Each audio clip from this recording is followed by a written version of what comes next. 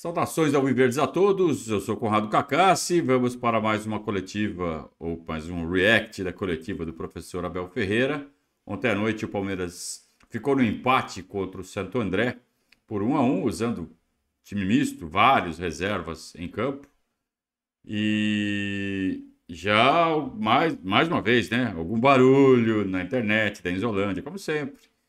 Por conta do resultado, a gente aqui considera que essa fase do Campeonato Paulista serve para isso mesmo, para fazer testes, para rodar o elenco, para dar mais entrosamento às peças que estão chegando. Por exemplo, ontem o caso do Caio Paulista. Aqui, sem problemas, sem hecatombes, sem apocalipse. Vamos ver como o Abel encarou esse resultado, qual vai ser o nível das perguntas dos repórteres em cima desse resultado. A gente tem notado que ultimamente os repórteres que frequentam as coletivas do Abel estão o respeitando bastante, sem fazer aquelas perguntas com muita casca de banana, como foi comum, principalmente no primeiro ano dele aqui do clube. Mas vamos ver. Depois de empatar com o Santo André, a tentação é grande, né? Vamos ver como foi. Jogo, se fosse possível, eu gostaria que falasse um pouquinho sobre o que tem sido feito em relação às últimas escalações, né? O jogo contra a Supercopa, ou melhor, o jogo da Supercopa, para o jogo contra o Ituano foram 4 mudanças em relação ao time que foi escalado, agora 3 mudanças. O Paulistão é um campeonato que permite testes também, mas ao mesmo tempo há uma busca pela liderança geral para que as decisões aconteçam dentro de casa. O Palmeiras não ter uma previsão de volta à sua casa, ao Allianz Parque, é algo que modifica de alguma forma o seu olhar do campeonato para fazer ainda mais testes? Ou não? É muito natural que o time vai ser testado até por início. Nós já temos tantos adversários, que é mais uma dificuldade que nós vamos ter que superar, essa questão de não jogar em casa, mas mais importante do que isso, porque isso só se vai ver à frente, é a quantidade de jogos que temos agora. Não sei porque é que o Palmeiras vai ter agora 5 jogos seguidos, 2 em 2 dias, porque é que, por exemplo, o último jogo não é domingo e é sábado, que nos obriga a ter que fazer esta gestão. E fila porque acredito nos meus jogadores, fila porque hoje jogamos melhor, fila porque, como já falei várias vezes, o futebol é eficácia e nós tivemos tudo hoje para poder fazer o segundo golo, precaver uma situação destas, um erro de marcação, o centroavante faz uma aproximação, o nosso zagueiro está longe, o centroavante faz um movimento nas costas de Piquerez, os nossos zagueiros continuam longe, um erro no canto, um escanteio, uma bola muito longa. E competição é isto mesmo. Competir ao mais alto nível é estar sempre concentrado durante o jogo todo, é quem entra tem que entrar sempre ligado, é quem joga tem que estar sempre ligado, é as oportunidades que vamos tendo, 1, 2, 3, 4 e só conseguimos fazer um golo. E o futebol é isto, tem muito a ver com isto, com eficiência. Eu já vos disse isso várias vezes. É pena porque acho que produzimos o suficiente para fazer mais do que um golo, mas é algo que nós temos que melhorar, a nossa eficiência. Já o ano passado éramos a equipa que mais produzíamos, que mais vezes conseguimos criar oportunidades de golo, como ainda hoje, mas as que contam são as que beijam a rede, e fizemos uma na baliza do nosso adversário, e nos últimos minutos, não sei se na primeira ou na segunda vez que o nosso adversário foi ao nosso golo, fez golo. E o futebol é isto. Eu acho que a capacidade de síntese do Abel está em dia. A pergunta foi em cima do... Dado que o Palmeiras não terá o Allianz Parque por sei lá quanto tempo, não se sabe quando será disponibilizado para jogos. Então, você vai usar o Campeonato Paulista só para treinar? Não.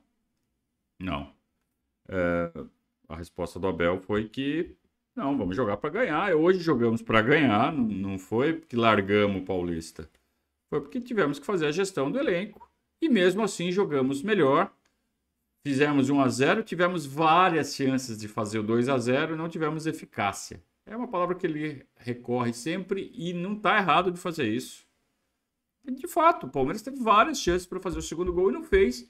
E quando você está ganhando só por um gol, às vezes você acaba tomando gol no final. Então aconteceu contra o Novo Horizontino, aconteceu hoje de novo, ontem de novo. Num erro, um erro claro de marcação num escanteio. Simples assim. Então tem que ficar ligado, né? Porque senão futebol castiga, futebol é isso. Quem não entendeu isso ainda, né? Tudo bem, Abel? Boa noite. Quando o Zé jogava de 8, né, ele já chegou a ter um papo com a comissão técnica de vocês para saber se ele poderia voltar a jogar mais à frente, como ele jogava nos tempos de Bahia. Com a contratação do Aníbal, muita gente imaginou que essa dupla poderia ser feita ali, com camisa 5, finalmente você tendo à disposição, e o Zé jogando de 8. E pela quantidade de opções que você já disse mais de uma vez ter ali para esse setor, e pela falta de opções para um substituto do Veiga, você imagina que o Zé possa fazer essa função, onde a gente viu o Zé jogando um pouco mais perto dos atacantes, nessa linha mais ofensiva? É algo que ele voltou a te pedir? Você imagina ele sendo testado, observado ali? Não, jogamos com uma saída de 3-2, 3-1. Com o Aníbal dá-nos mais opções. Temos o Fabinho que tem estado bem, a crescer. O campeonato é muito longo, há muitos jogos, como te disse. Temos 5 jogos seguidos com intervalos de 2 dias. Jogamos hoje, daqui a 3 dias jogamos outra vez, daqui a 2 dias mais outra vez. São 5 jogos seguidos. E nós temos que fazer esta gestão para não perder já jogadores por lesão, porque não vale a pena estarmos aqui, é assim que tem que ser. Agora o Zé tem umas características, o Veiga tem outras. O Zé pode jogar mais adiantado se tivermos que chegar à área, pode recuar na primeira fase de construção se tiver que vir dar apoio para ligar jogo, se o Aníbal tiver sob pressão. É assim que nós fazemos. Aqui a questão, nós não olhamos para a tática, olhamos para a dinâmica. Nós fazemos 3-1, 3-2. Se o adversário me vier pressionar, se eu tiver só um volante, se vier pressionar, eu preciso de uma ajuda.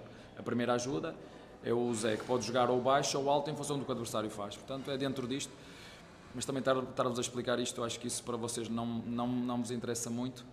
Claro que interessa. Mas sim, já disse e volto a repetir, é um elenco que tem ali no meio campo, sobretudo para a posição 5 e 8, várias posições. Tenho o Menino, que também pode fazer essa posição. E para a posição 10, como eu vos disse, temos um jogador super pronto, que é o Veiga, com todo o rendimento que nós temos. E nós temos que perceber que, por muito que eu queira meter ali o Luís temos que lhe dar tempo. O próprio Jonathan temos que lhe dar tempo. E não vou voltar a referir o que já vos disse anteriormente. É uma posição que nós gostávamos de ter outra opção para a posição de 10. Quando o Veiga for para a seleção, por exemplo, nós neste momento temos 2 jogadores que podem fazer esta posição, o Luís e o Jonathan, e se não vier ninguém, são esses que vão jogar. Ele já soltou na coletiva passada que o Rômulo do Novo Horizontino está chegando para ser essa opção. Mas pela primeira vez ele admite que o Luiz Guilherme pode jogar por dentro. Que todo mundo vem falando há algum tempo já. Então, muito bom, muito bom. Isso é animador. É onde o Luiz Guilherme realmente se sente à vontade e vai render muito mais do que jogando na beirada ou mesmo vindo da beirada para dentro. É legal, né, quando ele explica, né? A pergunta foi simples. Você pode usar o Zé Rafael como opção ao Veiga por causa do crescimento do Aníbal e do Richard? E ele falou, não. O Zé, ou ele é 5 ou ele é 8. Ele não é 10. E aí deu toda a explicação da saída de 3, de quando o volante vai precisar de um apoio, caso esteja sendo pressionado. A gente falou sobre isso no pré-jogo, antes de começar a transmissão ao vivo aqui no canal. Vai depender da dinâmica do jogo, se o Zé Rafael vai jogar mais recuado ou se ele vai avançar e pegar aquele campo da esquerda. Foi o que aconteceu. Ele pegou aquele campo da esquerda e avançou porque estava tranquilo para o Fabinho sair jogando, ajudando ali a linha de 3. O Santo André não estava pressionando tanto. Depois o Santo André passou a fazer essa pressão e o Zé teve que voltar um pouco. Então, quando a gente fala que os jogadores acharam seus lugares no campo, é isso, né? É fazer a leitura do que o adversário está fazendo e tomar a decisão de onde se posicionar, de onde se colocar para dar o apoio. para sair jogando, para fazer uma tabela, para desafogar uma jogada. O jogador tem que sentir isso durante a partida, né? E o Zé é experiente o suficiente para entender isso. E ontem ele fez uma partida ok, não foi das melhores que ele já fez, mas foi uma partida ok. E o Abel não enxerga o Zé como sendo uma alternativa ao Veiga. Ele prefere apostar nos meninos e numa contratação que, ao que parece, já está concretizada, que é o Romulo. Boa noite, Abel, João Ricardo Verdazo. Antes do jogo, você comentou que o que mais move, que incentiva essa equipe é a vitória, porque a equipe já é muito vencedora, mas nessa temporada já são 2 vitórias que escaparam entre os dedos, né? Com gols no finalzinho. Queria saber como você lida com o grupo depois de situações como essa, o que pode ser feito para evitar que isso venha a se repetir? Aquilo que eu disse anteriormente é estarmos mais concentrados nos últimos minutos, é não deixar que o centroavante deles fazer um movimento de apoio e profundidade sem ter a perseguição dos nossos jogadores e ser eficientes. Eu posso estar aqui a falar o que vocês quiserem, se nós criarmos 5 oportunidades e não fizermos golo, estamos sujeitos a sofrer. Portanto, o futebol é isto mesmo. As coisas são muito fáceis de resumir, não vou andar aqui à volta criámos o suficiente para fazer golos e não fomos capazes de fazer mais com golo. A tal da eficácia, né? Então a pergunta do João: o que fazer para isso não acontecer? Ficar ligado, ser mais eficaz e, né? Ele descreveu, né, o movimento. Ele deve ter chegado no vestiário e ter visto a jogada do gol dos caras e a movimentação do Lohan, que iludiu a marcação do Palmeiras. Para mim, faltou o famoso quem pega quem, né? Ele não pode, no final das contas, ficar o Garcia, que tem 1,70 m, contra o Lohan, que tem 1,90 m. O quem pega quem, sabe? Mas ele se movimentou. Então, beleza. Então, foi erro de perseguição, como até ele mencionou. Ele usou esse termo. Erros. Quando erra, o futebol castiga. É simples, né? Professor, voltando de férias aí, que bom que você continuou. Achei que você fosse embora na virada da temporada. O planejamento, assim, a gestão dos jogos, né? Você tem vários. Essa semana são 3, né? Uma semana, em 6 dias. Hoje, quinta, o Corinthians. Você está preparando o time para o derby, posso dizer isso, né? Nesse tiro curto dessa semana.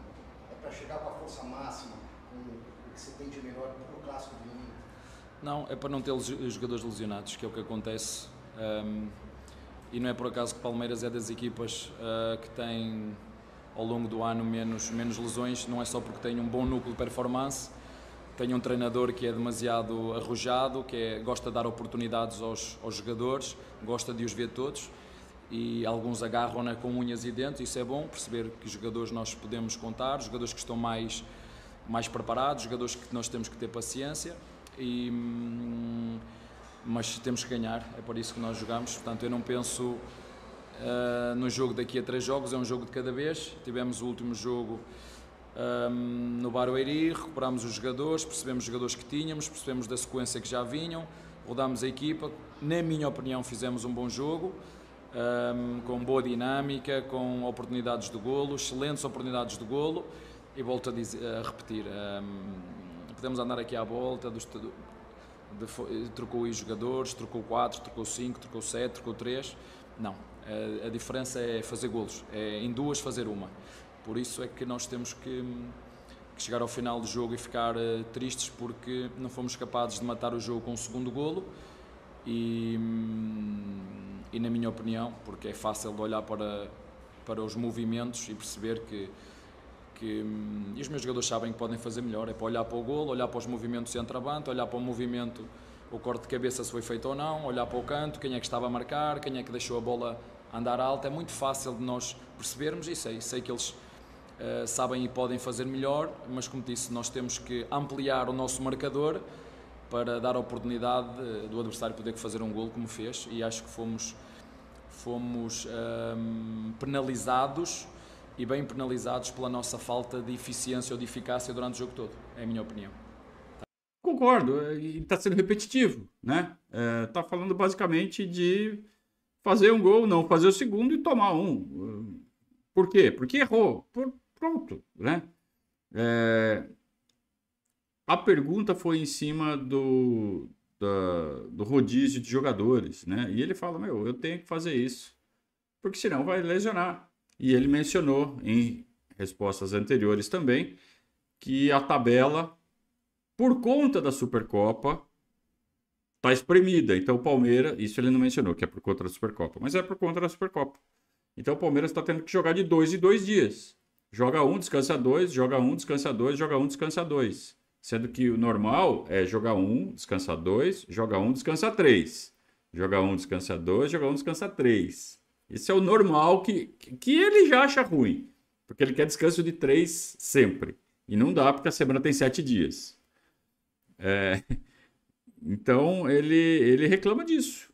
Ele reclama que se não fizer esse tipo de coisa, vai estourar jogadores. Então não é só porque tem as máquinas maravilhosas, profissionais espetaculares, e tem na estrutura do Palmeiras, mas também porque ele tem que fazer esse trabalho de rodízio, principalmente em momentos do calendário em que a frequência de jogos é mais intensa, senão vai estourar. Né? E aí entra a qualidade de toda a estrutura do Palmeiras, que detecta esses perigos. E ele tem que tirar o pé e falar assim, hoje não vai jogar o Veiga, hoje não vai jogar o Aníbal, não vai jogar. Senão vai estourar quando eu mais precisar. Tá certo. Professor, boa noite. Se me permitir, 2 perguntas rapidinhas. A primeira, o Palmeiras voltou a jogar no gramado sintético e a mesma empresa que gerencia o gramado no Allianz Parque gerencia o gramado aqui. Queria a sua opinião sobre o gramado de hoje, sobre como foi o desempenho, entre aspas, do gramado no jogo de hoje. Uma segunda questão, o Antônio Oliveira. É o seu adversário no derby. A gente já está numa semana de Palmeiras e Corinthians. Chegou a falar com ele? É algo diferente, né? A gente ter um confronto entre Palmeiras e Corinthians com você, Antônio. A primeira pergunta, eu pessoalmente prefiro uma boa relva sintética do que um gramado fraco. Em relação à segunda pergunta, eu nunca comentei nada. Em relação à primeira pergunta sobre o gramado, pelo que ele falou, estava bom. Por que estava bom? Se é um gramado da mesma empresa que aqui implantou, é o mesmo produto que está no Bruno G. Daniel, mesmo produto que está no Allianz Parque. Por que o do Allianz Parque está com esses problemas? Porque ele foi instalado antes, está vencido, produto vencido. Aquela borrachinha lá, o termo não sei o que lá, derreteu. Por quê? Muito tempo de exposição ao calor, mais poluição. Essa poluição é algo que eles jogaram ali, pode ser verdade, pode ser conversinha, mas enfim, não sou técnico para contestar. E tempo, fator tempo. Envelheceu o produto e ele perde a estabilidade e passa a ficar grudento, né, com o passar do tempo. Ele vai estragando e aí ele derrete. O do Santo André, como foi instalado depois, não chegou nesse ponto ainda, então tá perfeito, tá ótimo, tá maravilhoso. Né? Então, basicamente isso. O Santo André que fica esperto, que vai passar por esse problema daqui a algum tempo. É só pegar a diferença de tempo entre a instalação no Allianz Parque e a instalação no Brunão. Vai ser daqui a esse tempo que eles vão começar a ter problema lá também. Sobre os outros adversários, não vou comentar hoje. E já descartou também a pergunta sobre o técnico do Corinthians. O que você vai falar sobre esse técnico? Nada. Não falo sobre os outros, falo sobre o meu time. Tentou, né? O repórter tentou tirar uma resposta polêmica para dar pauta, não foi feliz. Sobre receber o Henrique na seleção, talvez vindo da sua primeira grande frustração como profissional, não ter conseguido ajudar a seleção a chegar à Olimpíada. Como é que vai ser feito o trabalho, não só na parte psicológica, recebendo no clube, fazendo entrar rapidamente no espírito que vocês estão querendo para. Igual se ele perdeu muito por não ter feito parte da pré-temporada, nem participado, também vai ter que ter um trabalho físico diferente para colocá-lo rapidamente no ritmo dos demais. Ainda não, já falei com ele por telefone, trocamos mensagens, inclusive também, mas desde que começou esta época, teve na seleção. e não tenho muito mais informação, vai ter que chegar, fazer as avaliações que todos os jogadores fizeram no início da época e depois vamos traçar a estratégia que for melhor para o time. A parte psicológica, não sei, tenho que falar com ele. Logicamente, quando tu vais para uma competição onde nós temos muitas expectativas, nomeadamente vocês, eu costumo dizer que nunca ninguém foi antes de o ser. São expectativas que todos nós criamos, mas tenho que falar com ele. É um jogador mentalmente forte. Os jogadores no futebol brasileiro estão habituados a isso mesmo, a ser ídolos e a seguir a ser completamente dizimados pela imprensa.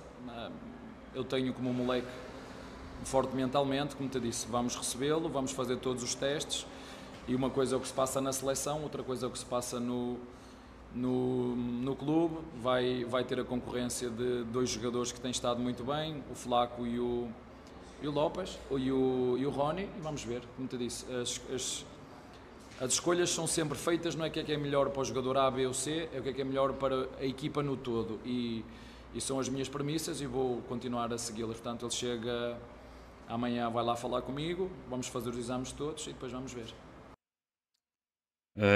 Não deu para ouvir a pergunta, né? Mas obviamente estavam falando do Endrick.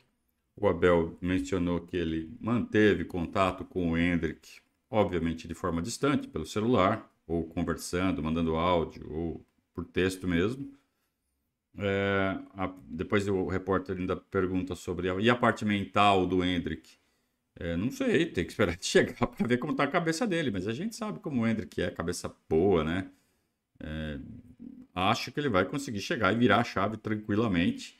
Eu acho que o mais difícil é fazer ele esquecer de julho para frente, que ele já deve estar pensando na vida dele no Real Madrid, na Espanha.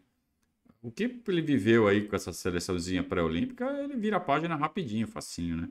O mais problemático é fazer ele manter o foco no Palmeiras enquanto ele for nosso.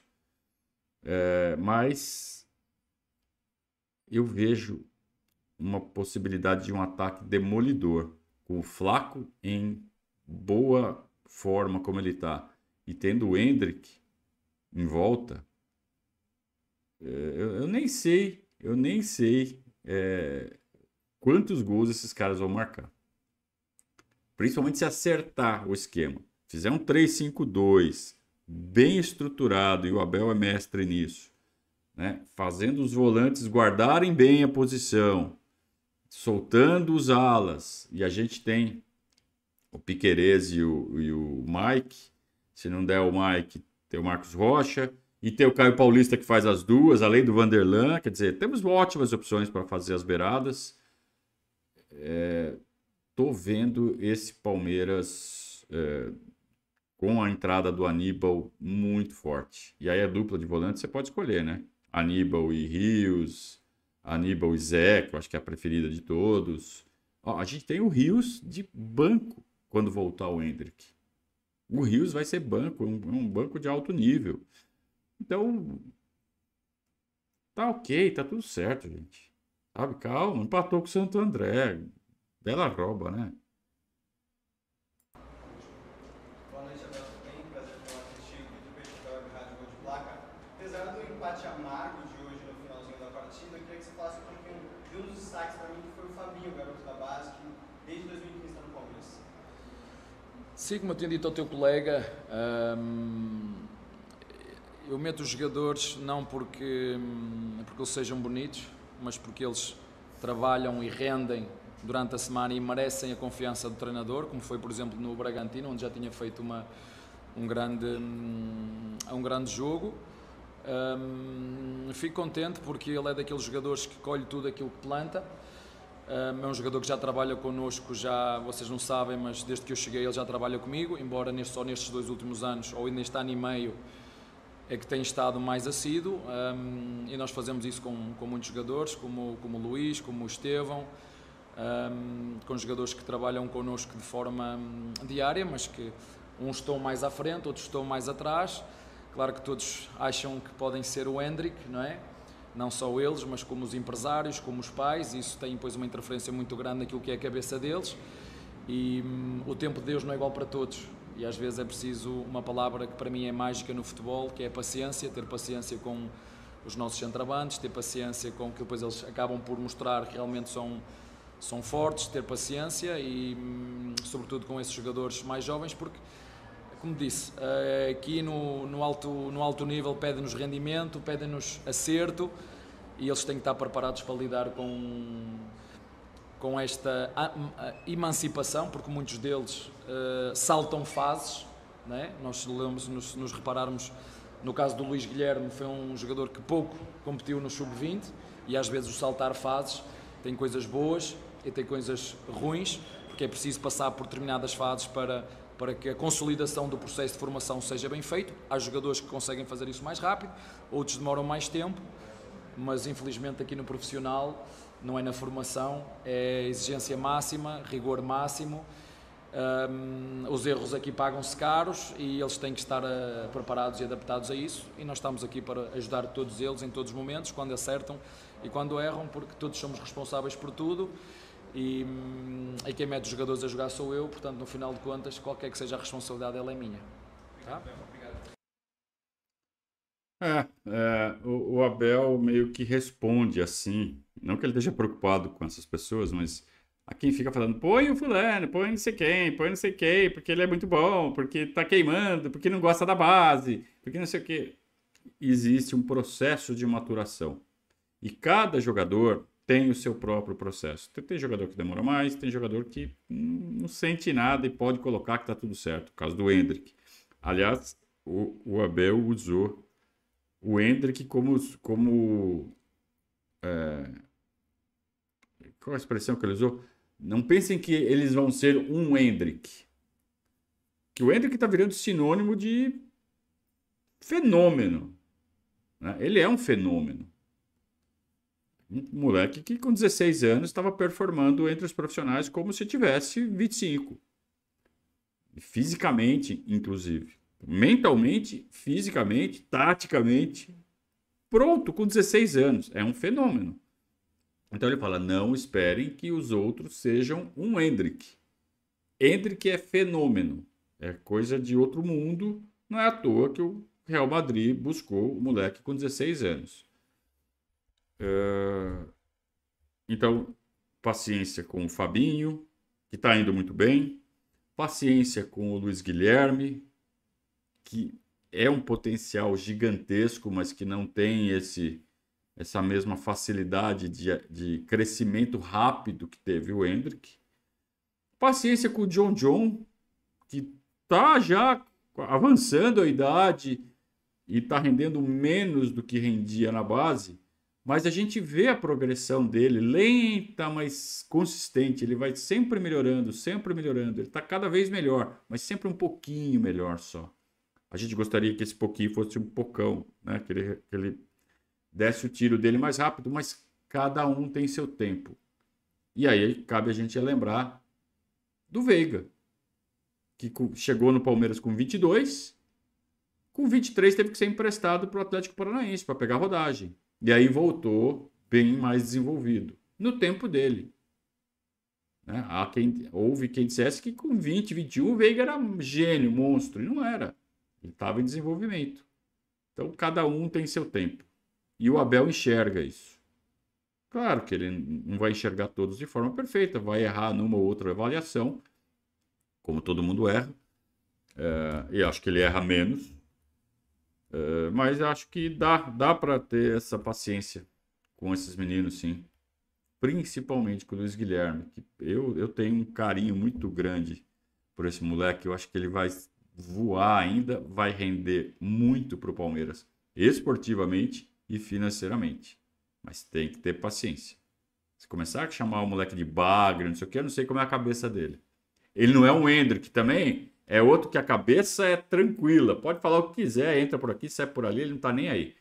Eu não sei como é o Luís Guilherme. De repente a gente pode, dependendo da forma como ele absorve as críticas, pode fazer muito mal para ele e a gente pode estar, além de ser uma crueldade com um menino, a gente pode estar dilapidando o patrimônio esportivo e financeiro do Palmeiras. Só gente muito burra para fazer isso, né? Muito bem, vamos finalizando este react. Respostas diretas, muitas respostas óbvias do Abel para perguntas óbvias. E a gente segue fazendo nosso trabalho. Jogos mais importantes, menos importantes, como estão sendo esses desta fase de classificação do Paulista, jogos realmente pouco importantes, e que o Abel vai usando do jeito que ele acha que deve, né? Rodando jogadores, fazendo observações, desenvolvendo um time que ganhou novas peças e chegando aos resultados, às vezes falhando no finalzinho. Mas vejam, o Palmeiras até agora tem uma campanha no Paulista de 6 jogos com 4 vitórias e 2 empates. É o único invicto e os 2 empates que levou no apagar das luzes. Então, poderia estar com 6 vitórias, 6-0-0. Poderia estar com uma campanha perfeita, não está, exatamente por essa questão de início de temporada, falta de atenção, falta um pouco de eficácia. Às vezes essa eficácia vem com o tempo e estamos na pré-temporada ainda. Então, tá tudo certo, gente, calma. Um grande abraço, saudações alviverdes a todos.